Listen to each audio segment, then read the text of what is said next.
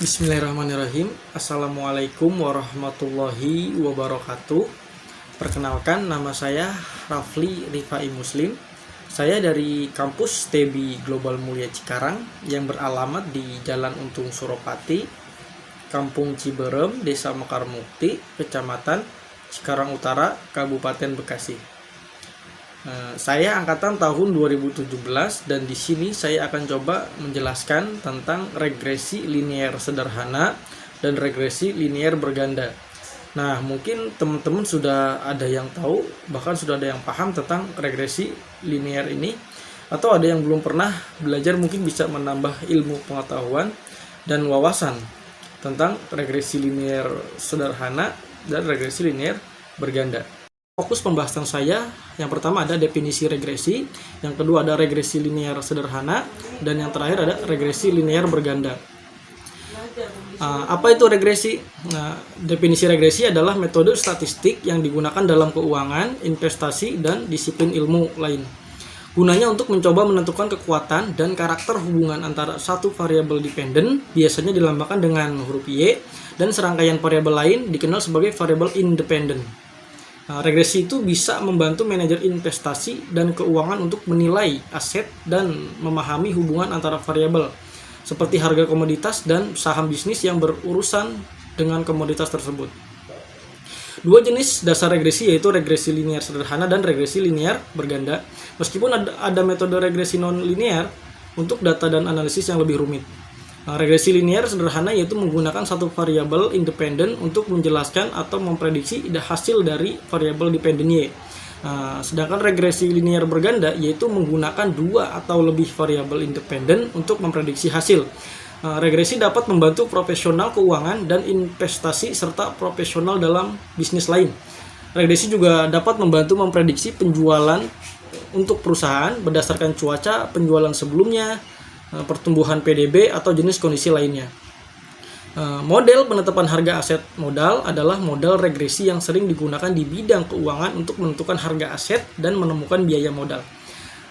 Selanjutnya ada bentuk umum dari setiap jenis regresi. Yang pertama ada regresi linear sederhana, yaitu Y sama dengan A plus BX plus U. Lalu ada regresi linear berganda, Y sama dengan A plus B1X1 plus B2X2 plus B3X3 plus BTXT plus U.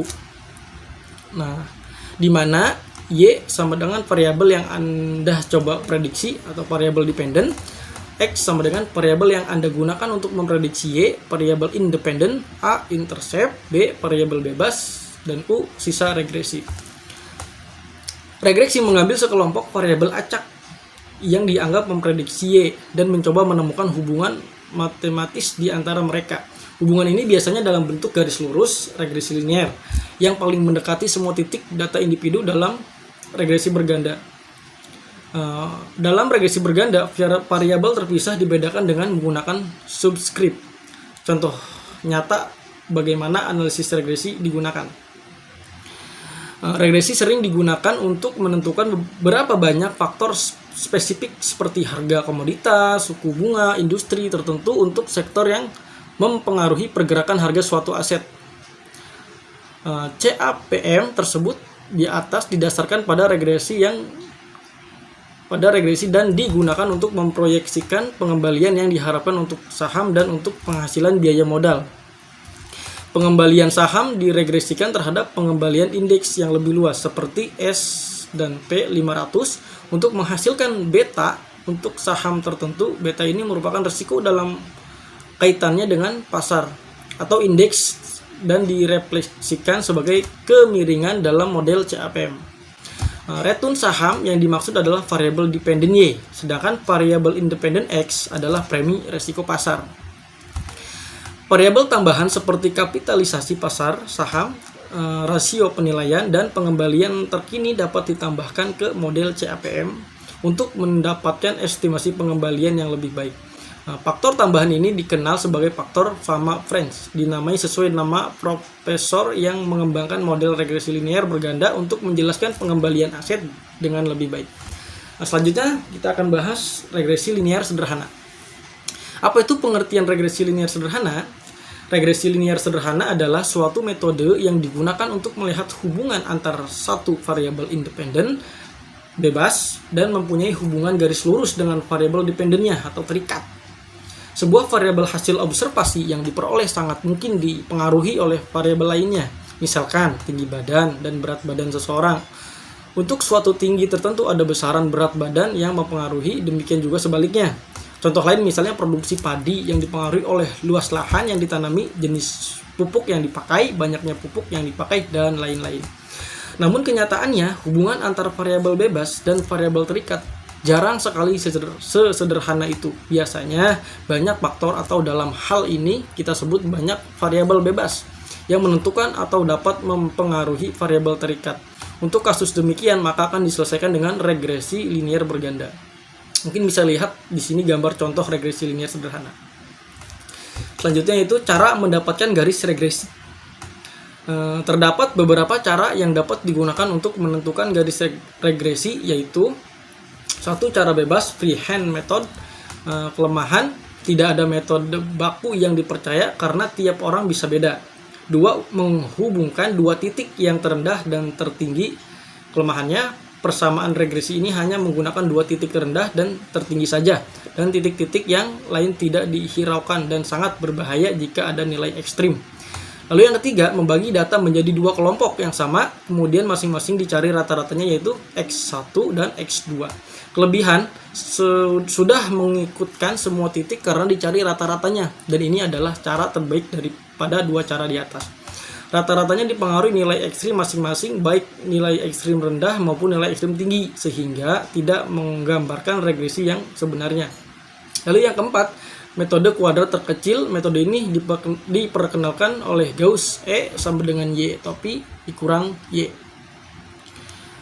Dalam regresi linear sederhana, hubungan variabel tersebut dapat dituliskan dalam bentuk model persamaan linear Y topi sama dengan alfa plus Bx.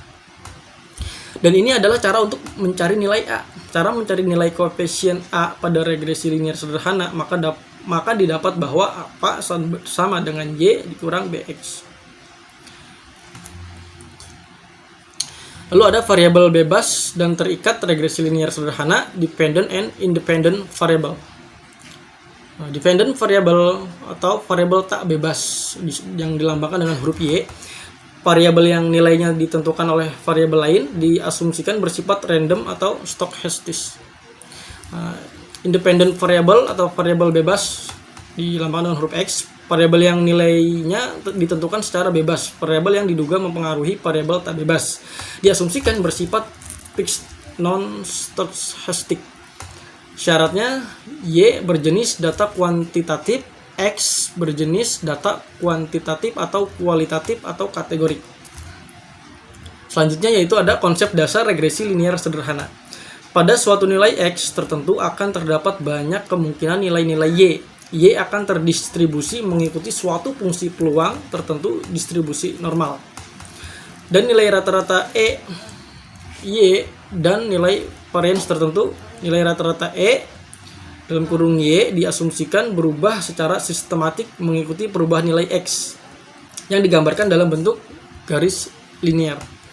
Nilai variansi pada setiap nilai X akan sama dan bisa dilihat dari gambar tersebut.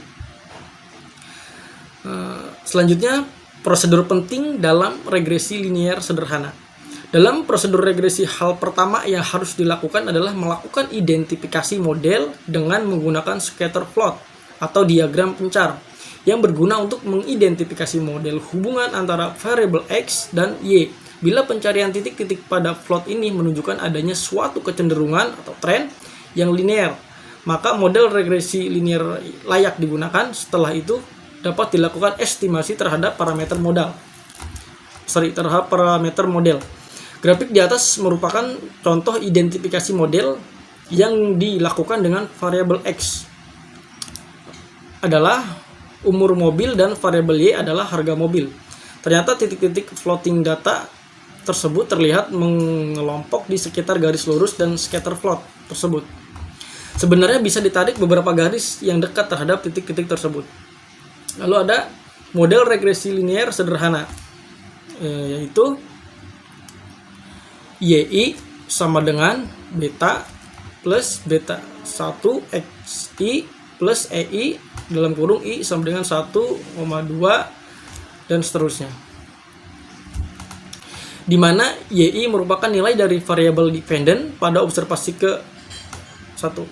Beta dan beta 1 merupakan parameter model.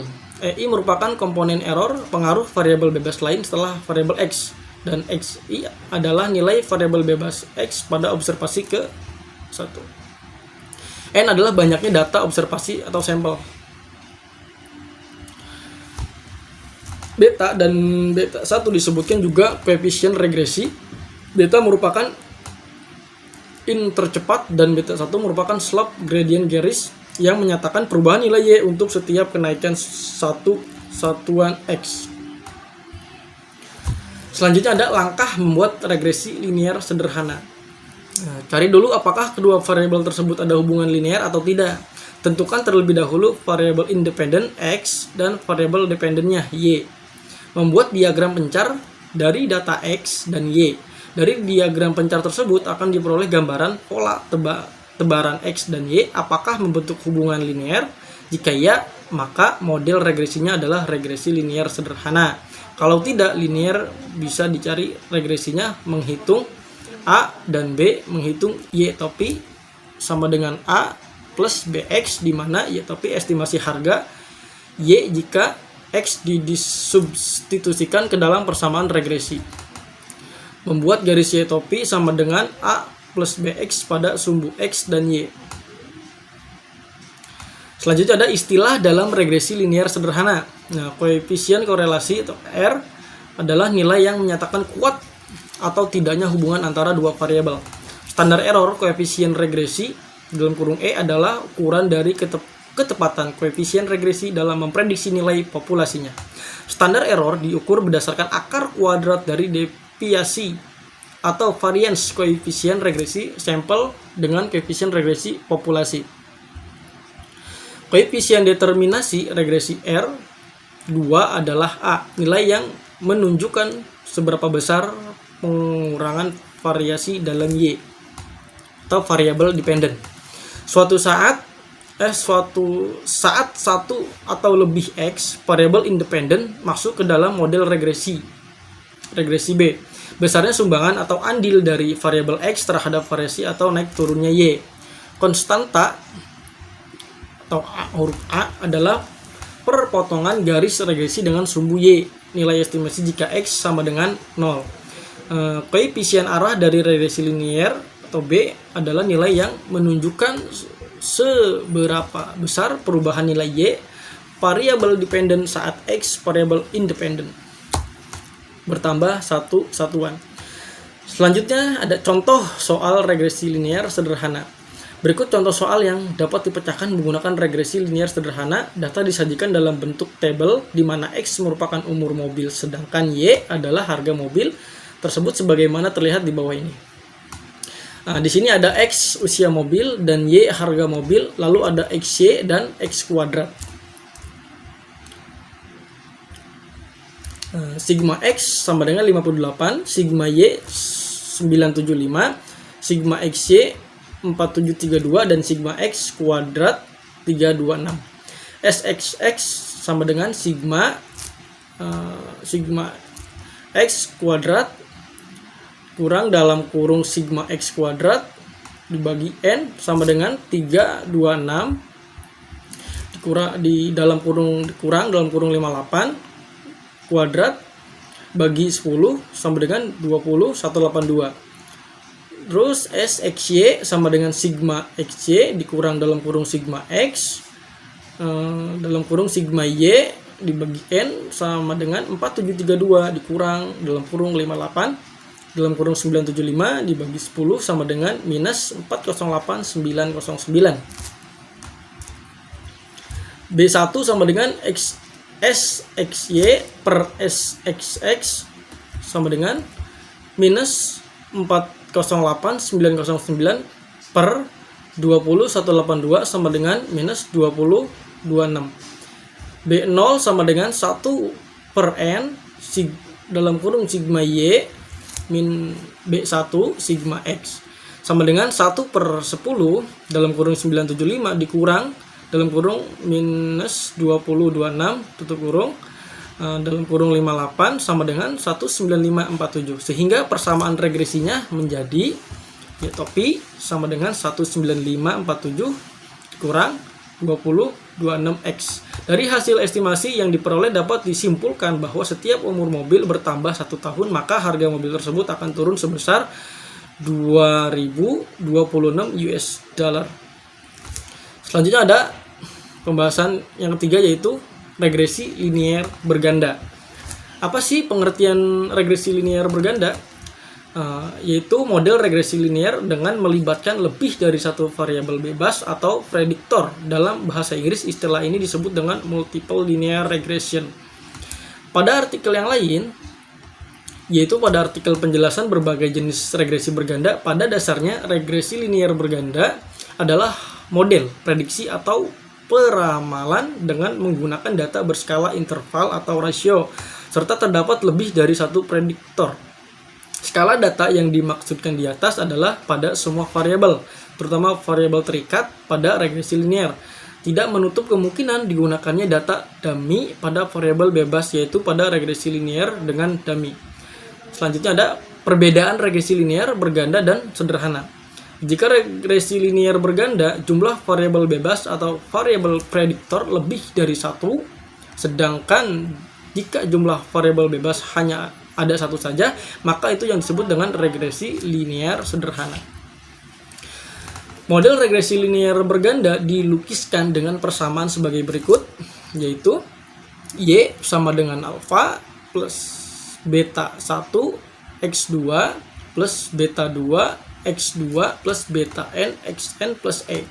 Keterangannya, Y sama dengan variabel terikat atau variabel respons, X variabel bebas atau variabel prediktor, alfa sama dengan konstanta, beta sama dengan slope atau koefisien estimasi.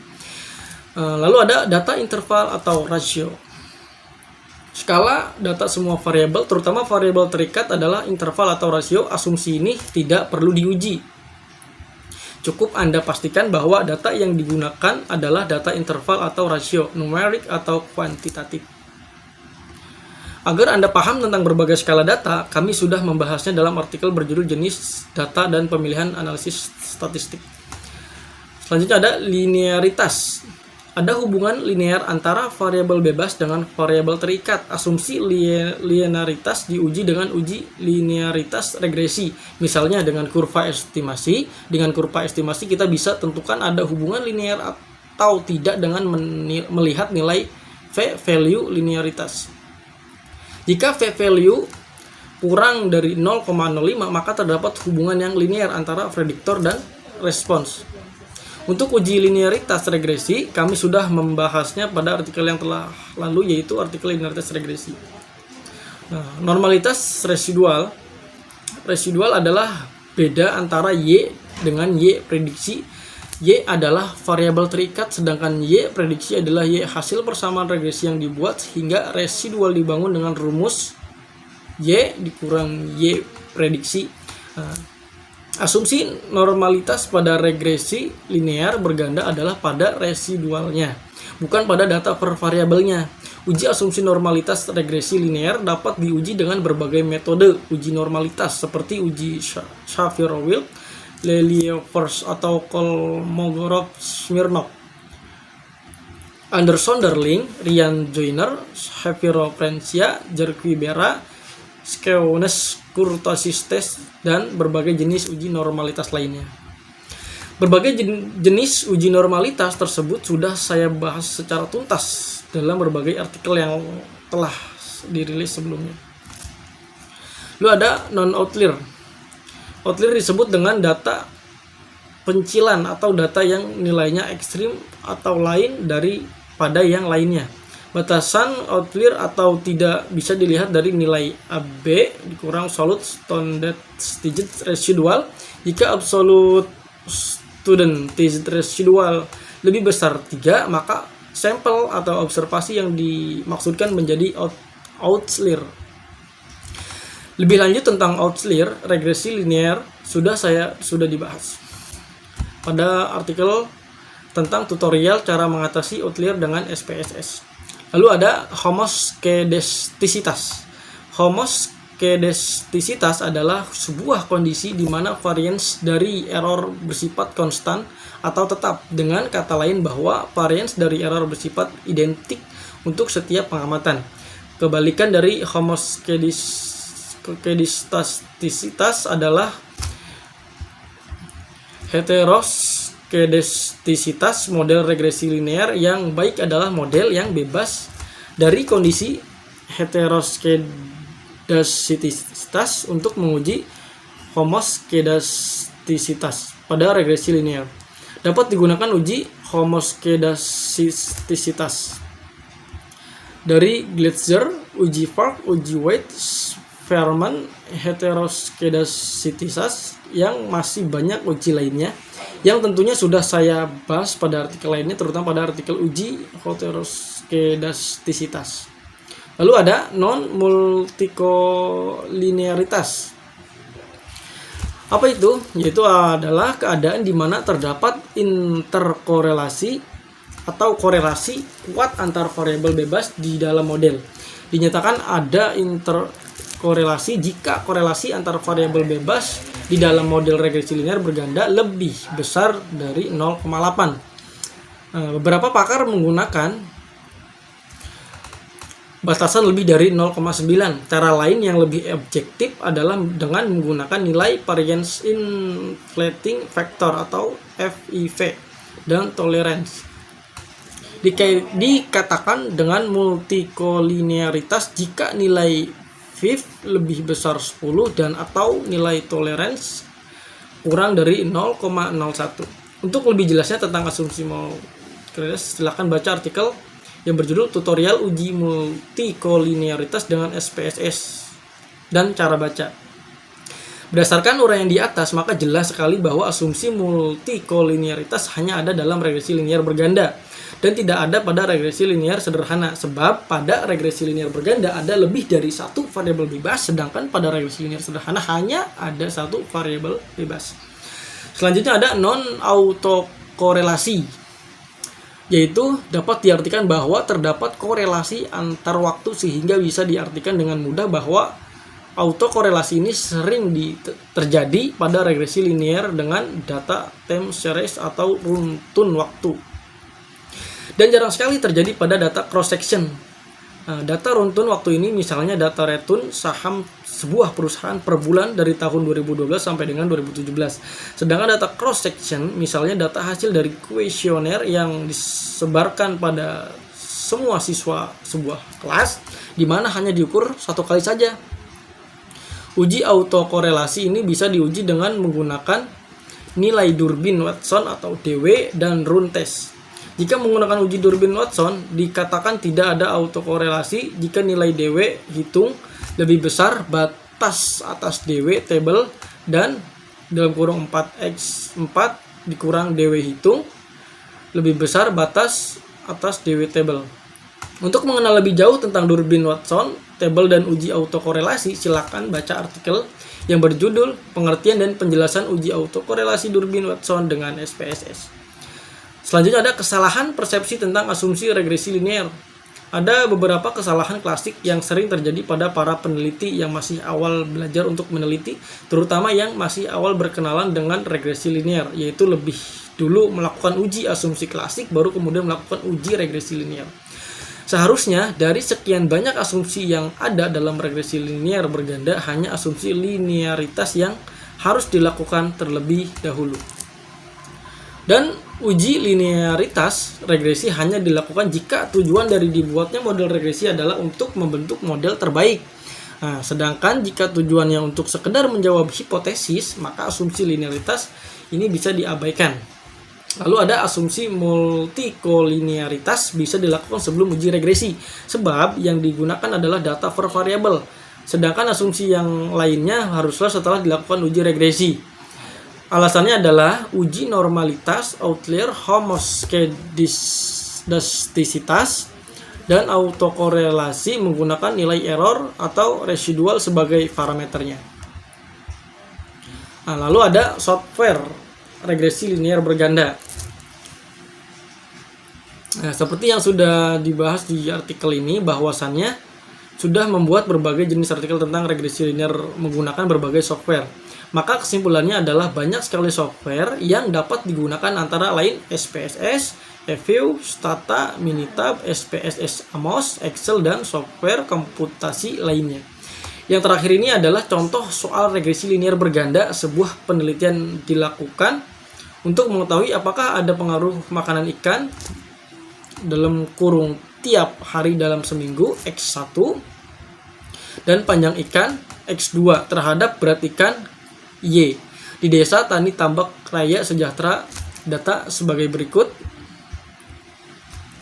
Ada nomor 1 sampai 12 dan ada X1, X2 dan Y.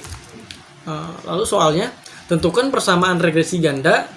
Yang kedua, buktikan apakah ada pengaruh yang signifikan antara makanan ikan dan panjang ikan terhadap berat ikan di Desa Tani Tambak Raya Sejahtera. HA sama dengan terdapat pengaruh yang signifikan antara makanan ikan dan panjang ikan terhadap berat ikan. HO sama dengan tidak terdapat pengaruh yang signifikan antara makanan ikan dan panjang ikan terhadap berat ikan. HA sama dengan R tidak sama dengan 0, HO R sama dengan 0. Dari tabel tersebut kita peroleh data sebagai berikut. Sigma X1 108, Sigma X2 1387, Sigma Y 468, Sigma X1Y 4236, Sigma X2Y 54311, Sigma X1 kuadrat 1000, Sigma X2 kuadrat 162691, Sigma Y kuadrat 18320, Sigma X1, X2 212665, dan N, yaitu banyaknya sampel ada 12. Sebelum memasukkan data tersebut ke persamaan B1, B2, dan A, kita gunakan metode skor deviasi untuk menyederhanakan data tersebut. Metode ini menggunakan persamaan disubstitusikan dari jumlah sampel dan nilai yang sudah didapat sehingga B1 sama dengan 0,52, B2 sama dengan 0,17, dan A sama dengan 128,2. Jadi persamaan regresi gandanya Y sama dengan 128,2 dikurang 0,52 X1 dikurang 0,17 X2. Untuk membandingkan F hitung dengan F table, sebelumnya akan dicari nilai korelasi ganda. Kembali disubstitusikan dari nilai Y, X1, dan X2. Sehingga F hitungnya 11,74 dengan taraf signifikan 0,05. Dapat dilihat dari tabel titik presentasi distribusi F bahwa DF pembilang atau horizontal sama dengan M sama dengan K dikurang 1 sama dengan 2. M sama dengan 3 dikurang 1 sama dengan 2. Jadi nilai M-nya sama dengan 2. DF menyebut atau vertikal N dikurang M dikurang 1 sama dengan 9. N ini sampel 12 dikurang 2 dikurang 1 sama dengan 9. Keterangan K itu adalah jumlah variabel bebas dan terikat, sedangkan N jumlah sampel. Sehingga F tabelnya sama dengan 4,26. Nah, kaidah pengujian signifikansi, jika F hitung lebih besar dari F table, maka tolak HO artinya signifikan. Jika F hitung lebih kecil dari F table, terima HO artinya tidak signifikan. Nah, kalau dari contoh soal ini, yaitu F hitung lebih besar dari F table sama dengan 11,74 lebih besar dari 4,26. Berat HO ditolak dan HA diterima. Jadi terdapat pengaruh yang signifikan antara makanan ikan dan panjang ikan terhadap berat ikan. Mungkin itu saja yang dapat saya bisa sampaikan pada kesempatan kali ini tentang regresi linear sederhana dan regresi linear berganda. Mudah-mudahan teman-teman dapat memahami dan mohon dibukakan pintu maaf apabila ada kesalahan kata atau penyampaian. Kurang lebihnya saya mohon maaf. Wabillahi taufiq wal hidayah. Assalamualaikum warahmatullahi wabarakatuh.